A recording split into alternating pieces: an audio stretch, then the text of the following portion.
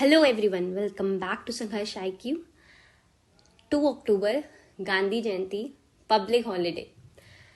तो बचपन से ही, चाहे आपको ये पता है कि नहीं पता है कि गांधी जी कौन है, बट आपको ये पता है कि 2 अक्टूबर के दिन पब्लिक हॉलिडे है, छुट्टी है ना। तो खुशी तो होती थी उस दिन पे, बचपन से ही, स्कूल टाइम से ही। बट हाँ, अब जब है, आप जैसे जैसे बड़े होते हैं, आप चीज़ों को समझते हैं, आप चीज़ों के बारे में जानते हैं, तो वैसे ही ये महात्मा गांधी के बारे में जानना, गांधी जी के बारे में जानना इज़ वेरी इंपॉर्टेंट। अगर आप एग्जाम पॉइंट ऑफ व्यू से बात करें तो वेरी इंपॉर्टेंट पर्सनालिटी, ठीक है। और इनके ideas, there are some ideas जिन्होंने दिए हैं जो इतने अच्छे हैं, जिनको आप अलग अलग जगह पे यूज़ कर सकते हैं। इवन अपनी प्रैक्टिकल लाइफ के अंदर भी अगर आप उनको यूज़ करेंगे तो आप जो है अपनी लाइफ के अंदर सब मेजर चेंजेस देखेंगे। गांधी जी के बारे में मैं ये बोलूँगी कि थ्रू आउट द हिस्ट्री ये एक बहुत ज़्यादा कंट्रोवर्शियल फिगर रहे हैं। देयर आर पीपल जो उनको पूजते हैं, जिनको ऐसा लगता है कि इनफेलिबल, मतलब कुछ गलत कर ही नहीं सकते ये। But at the same time there are people जिनको लगता है कि सारे फसाद की जड़ ही शायद ये थे।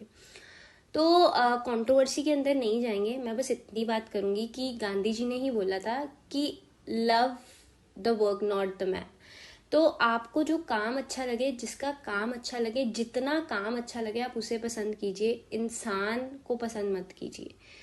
कोई भी इंसान परफेक्ट नहीं होता है, कोई भी नहीं हो सकता है। इवन हम अपनी भी बात करें तो हमारी भी एक पर्सनल लाइफ है, एंड देयर आर टाइम्स जब हम अपनी लाइफ के अंदर कुछ चीज़ें करते हैं जो मे बी पूरी सोसाइटी को सही ना लगे, बट हमें अपने पॉइंट ऑफ व्यू से वो चीज़ सही लग रही होती है, या हम अपने पॉइंट ऑफ व्यू से वो चीज़ सही कर रहे होते हैं।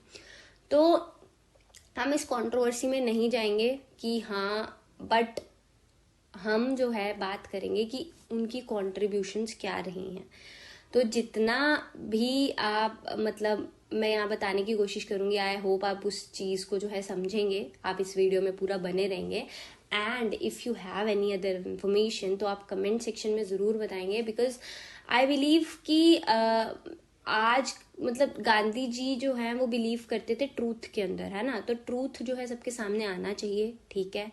तो कमेंट सेक्शन के अंदर हम जो है बात करेंगे इस बारे में, जो भी एक्स्ट्रा अगर आपको कुछ भी पता है तो। हाँ, इतनी ज़रूर बात है कि ठीक है कि आई नो कंट्रोवर्सीज हैं, बहुत कुछ है, but let's try to spread positiveness, you know, कि नेगेटिविटी तो ऑलरेडी इतनी है दुनिया के अंदर। तो हम जो है आज पॉजिटिविटी की तरफ जाएंगे। एंड यू नो, मेरा बर्थडे है तो मैं अपने बारे में कुछ बुरा नहीं सुनूंगी, तो वैसे ही आज हम ट्राई करेंगे कि एटलीस्ट फॉर द डे हम सब कुछ अच्छा बोलेंगे। तो जैसे किसी को भी फोन घुमा रहे हैं तो श्रद्धांजलि, स्वच्छांजलि चल रहा है, हम भी जो है अपनी तरफ से एक श्रद्धांजलि ही देंगे। कुछ भी जो है अभी कंट्रोवर्सीज में नहीं जाएंगे या नेगेटिविटी में नहीं जाएंगे। तो चलो let's start with the video.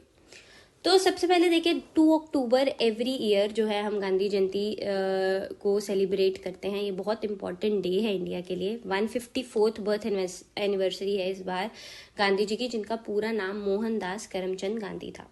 इनको बापू भी कहा जाता था एंड फादर ऑफ नेशन भी कहा जाता था। सुभाष चंद्र बोस के साथ भी इनकी कुछ कंट्रोवर्सीज रही हैं, but he was the one जिन्होंने सबसे पहले इन्हें फादर ऑफ द नेशन बोला था।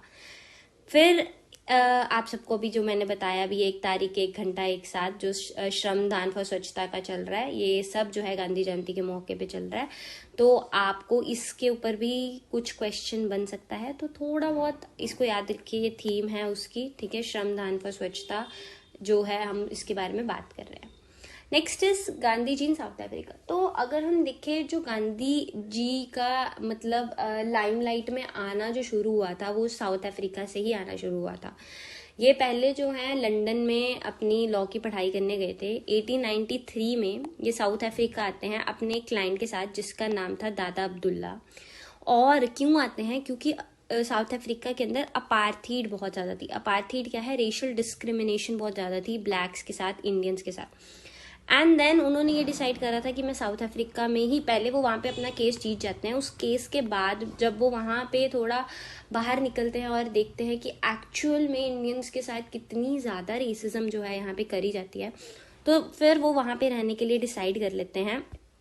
और फिर वो फाइट करते हैं इंडियंस के लिए और ब्लैक्स के लिए। यहाँ पे मतलब साउथ अफ्रीका की हिस्ट्री में ये बोला जाता है कि वहाँ पे 3 तरह के लोग थे, एक थे वाइट्स, एक थे ब्लैक्स एंड एक थे कलर्ड पीपल। ठीक है, तो आज के टाइम पे भी वहाँ पे ये 3 हैं और इन तीनों ने मिलके ही वहाँ का कॉन्स्टिट्यूशन बनाया है।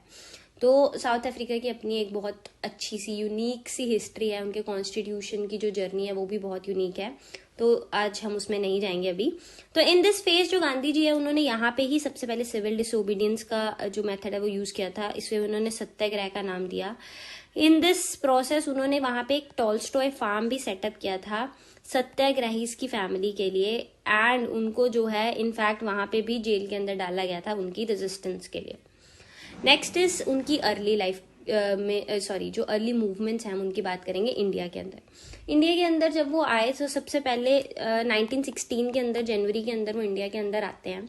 तो उनके जो पॉलिटिकल गुरु थे, उनका नाम आप कमेंट बॉक्स में बताएंगे, उनके जो पॉलिटिकल गुरु थे उन्होंने उन्हें रेकमेंड किया था कि आप यहाँ आने के बाद एकदम से कुछ ना करें, पहले इंडिया को ट्रैवल करें, इंडिया की प्रॉब्लम्स को समझे, इंडिया को देखें, इंडिया को समझे।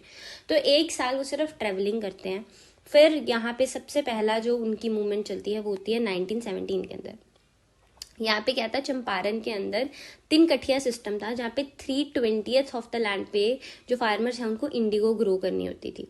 तो यहाँ क्या था कि अब जो है उनको फोर्स किया जा रहा था पहले तो फार्मर्स को ये ग्रो करने के लिए, बाद में जो है आप ये देखेंगे कि आर्टिफिशियल इंडिगो आ गई थी, उनको प्राइजेस वगैरह भी अच्छे नहीं मिल रहे थे। तो ये सारी जो प्रॉब्लम्स थी बहुत सारी, और फार्मर्स रिलक्टेंट थे इंडिगो ग्रो करने के लिए, क्योंकि इंडिगो का एक तो उनको प्राइस अच्छा नहीं मिलता था, दूसरी बात क्या थी कि इंडिगो है ना जो वो बहुत डीप रूट वाला प्लांट है और वो ना उनकी सॉइल को इनफर्टाइल बना देती थी, खराब कर देती थी। तो इसलिए भी जो फार्मर्स थे they were very reluctant to grow indigo in the first place. तो बहुत सारी प्रॉब्लम्स थी। इस बीच गांधी जी वहां पे जाते हैं और यहाँ पे एक पैसिव रेजिस्टेंस मूवमेंट जो है यहाँ पे चलाई जाती है। फिर खेड़ा सत्याग्रह हुआ था जिसको फर्स्ट नॉन कॉपरेशन मूवमेंट भी बोलते हैं। यहाँ पे गुजरात के अंदर गांधी जी ने मूवमेंट चलाई थी। यहाँ पे उन्होंने बोला था कि हम किसी भी तरह के जो टैक्सेस हैं वो पे नहीं करेंगे और सोशल बाइकआउट कर दिया था रेवेन्यू ऑफिशियल्स का। फिर अहमदाबाद मिल स्ट्राइक, इसको फर्स्ट हंगर स्ट्राइक भी बोलते हैं। यहाँ पे क्या हुआ था कि वॉर के टाइम पे वेजेस बढ़ा दी गई थी, बट फिर आफ्टर द वॉर जो वेजेस है उनको कम कर दिया गया था। तो अब यहाँ पे पहले plague bonus and all everything सब कुछ मिला था, बट जब वेजेस कम हुई, महंगाई साथ में जो है कम नहीं हुई, तो वर्कर्स बहुत ज्यादा रिलक्टेंट थे कि ऐसे नहीं होना चाहिए और दे वर डिमांडिंग हायर वेजेस। तो गांधी जी ने आके यहाँ पे जो है उन्हें 35% वेज इंक्रीज दिलवाया था। ये सारी मूवमेंट्स ना अपने आप में बहुत इंपॉर्टेंट है, हम इन्हें पढ़ेंगे जब हम हिस्ट्री स्टार्ट करेंगे। आज सिर्फ हम नॉर्मली ऊपर ऊपर से बात कर रहे हैं। एंड अगर आपको इस चीज के बारे में पढ़ना है तो आप कमेंट सेक्शंस में बताइए, हम जल्द से जल्द इसके ऊपर वीडियोस जो है लेकर आएंगे। महात्मा गांधी ने इंडियन नेशनल मूवमेंट के अंदर, अब यहाँ पे सबसे पहले खिलाफत मूवमेंट चली थी। वर्ल्ड वॉर 1 के बाद क्या हुआ था कि टर्की जो है वो ब्रिटिशर से हार जाता है, बट जो टर्की है वहाँ पे जो हमारे यहाँ पे जो मुस्लिम्स थे उनके स्पिरिचुअल हेड थे जिन्हें खलीफा बोला जाता था। तो ये जो खलीफा थे ये हमारे मुस्लिम्स के जो है स्पिरिचुअल हेड थे, और द मुस्लिम्स जो है उस टाइम पे ब्रिटिशर्स की गुड बुक्स के अंदर चल रहे थे, एंड उनको ये लग रहा था कि if they will request Britishers कि आप जो है इनसे अच्छे से डील कीजिए तो ब्रिटिशर्स उनसे अच्छे से डील करेंगे।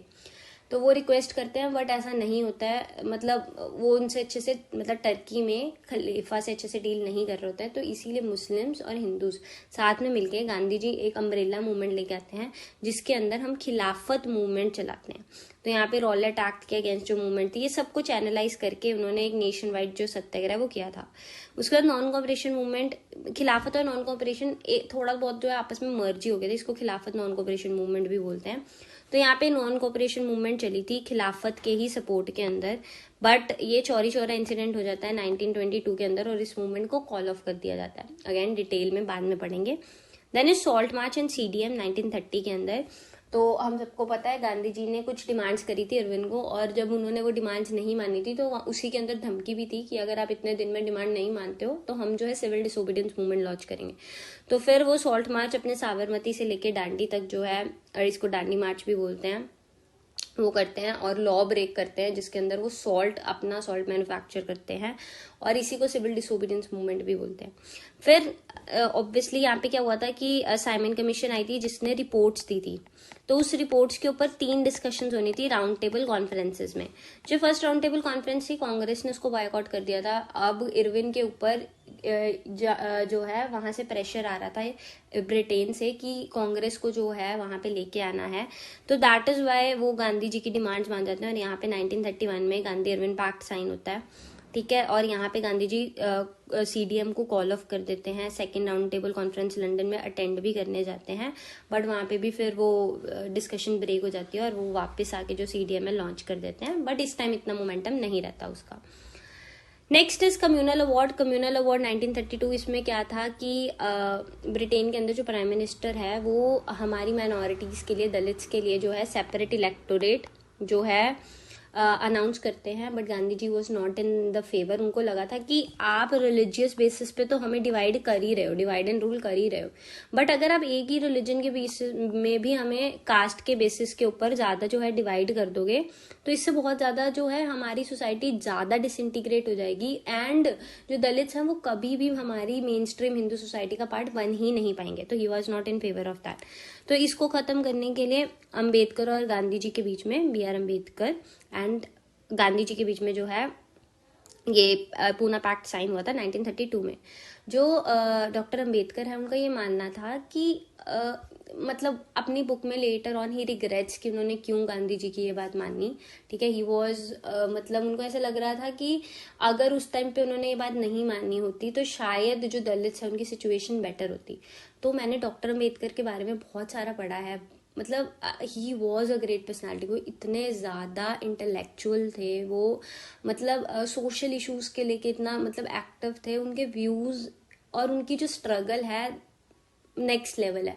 मतलब उनकी लाइफ जर्नी को अगर आप पढ़ोगे तो you will be inspired, no doubt about that. मतलब हम एक सेपरेट वीडियो बनाएंगे जिसमें हम इन्हीं के बारे में बात करेंगे। अभी हम आगे अपने टॉपिक पे रहते हैं। Next is quit India movement 1942 में, जिसमें गांधी जी ने बात करी थी, डू और डाई का स्लोगन दिया था 1942 में। और यहाँ पे सेकेंड वर्ल्ड वॉर इस टाइम के जो दौरान है, सेकेंड वर्ल्ड वॉर हमारी जो है स्टार्ट हो चुकी थी, तो गांधी जी उसके अंदर भी इंडिया की जो इन्वॉल्वमेंट है वो नहीं चाहते थे। Next is partition and independence. While he and Congress demanded कि ब्रिटिशर्स को ये बोला कि आप क्विट कर दो, मुस्लिम लीग जो है डिवाइड एंड क्विट इंडिया की बात कर रहे थे, तो गांधी जी ने इंडिपेंडेंस को भी सेलिब्रेट नहीं किया था। उन्होंने मतलब वो पार्टीशन के बहुत ज्यादा अगेंस्ट थे, तो इसीलिए मतलब उन्होंने जो है इंडिपेंडेंस की सेलिब्रेशन में भी पार्टिसिपेट नहीं किया। फिर नथुराम गॉडसे ने जो है इनकी असैसिनेशन की थी एट द एज ऑफ 78, जनवरी 30, 1948 को बिरला हाउस के अंदर वो थे। और जो है इसको अब गांधी स्मृति के नाम से जो है जाना जाता है।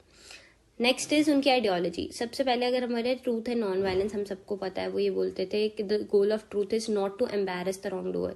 ये हमने किसी जिसने गलत किया उसको एम्बैरस नहीं करना, बट उसके हार्ट में मतलब उसकी सोच बदलनी है, उसका दिल बदलना है, और वो नॉन वायलेंस मेथड ही यूज करना चाहते थे, ठीक है। वो कह रहे थे कि हमें एक दूसरे के लिए मतलब किसी तरह की बुरी सोच नहीं रखनी है, बट इन्फिनाइट लव रखना है दूसरे के लिए। फिर सत्याग्रह की बात करी थी, उन्होंने कहा था कि हम नॉन वायलेंट एक्शन से भी जो है अपने राइट्स ले सकते हैं, सेल्फ सफरिंग के थ्रू ले सकते हैं, दूसरों को इंजरी देने की बात नहीं है। मतलब देखो, हम जनरली लोगों को लगता है कि हाँ नॉन वायलेंट वो ही लोग हो सकते हैं जो वीक होते हैं, बट इनका व्यू बहुत डिफरेंट था। वो कहते थे कि बहुत स्ट्रॉन्ग आइडल्स चाहिए, बहुत स्ट्रॉन्ग पर्सनैलिटी चाहिए इसके लिए कि जब आपको कोई इंजर कर रहा है, हर्ट कर रहा है, तब भी आप चुप होके सामने वाले को जो है प्यार से डील कर रहे हो। तो इसके लिए बहुत बहुत स्ट्रॉन्ग आपको प्रिंसिपल्स और पर्सनैलिटी चाहिए। तो हाँ, मैं कहीं ना कहीं किसी हद तक इस बात से जो है अग्री भी करती हूँ कि बहुत ज़्यादा स्ट्रॉन्ग आपके प्रिंसिपल्स होने चाहिए और पर्सनैलिटी होनी चाहिए कि आप इतना गलत होने के बावजूद जो है प्यार से डील करें। बाकी कंट्रोवर्सीज तो अगेन छोड़ो। नेक्स्ट है Sarvodaya. The term Sarvodaya means progress for all. हमने सब की बात करनी है, एक की बात नहीं करनी है, वो मासेस को साथ लेके जाने की जो है बात करते थे। उनकी एक फेमस बात है, be the change you wish to see in the world. ठीक है, आप पूरी दुनिया को बदल नहीं सकते हो, बट आप खुद को बदल सकते हो। और अगर आप वो चेंज बनोगे जो आप दुनिया में देखना चाहते हो, तो हो सकता है आपको देख के दुनिया भी कहीं ना कहीं कुछ ना कुछ बदल जाए। तो उनकी कुछ बुक्स हैं जो वीकलीज हैं, उनके न्यूज़पेपर थे, जैसे हरिजन था, इंडियन ओपिनियन था, नवजीवन था हिंदी में, यंग इंडिया था, और उनकी फेमस बुक्स में से एक है हिंद स्वराज और माई एक्सपेरिमेंट्स विद ट्रूथ। तो ये जो है उनकी बुक्स थी एंड वीकलीज थी। तो यहाँ पे हम अपनी डिस्कशन को ख़त्म करते हैं। जब हम मॉडर्न हिस्ट्री पढ़ेंगे तो हम डिटेल में पर्सनालिटीज़ के बारे में पढ़ेंगे। तो आज ये हमारे चैनल की तरफ से एक छोटी सी श्रद्धांजलि थी महात्मा गांधी को। तो आप भी जो है आई होप कहीं ना कहीं इस चीज़ को सेलिब्रेट करेंगे, और जो है हम वर्ल्ड में नेगेटिविटी फैलाने की जगह पॉजिटिविटी फैलाएंगे। Thank you.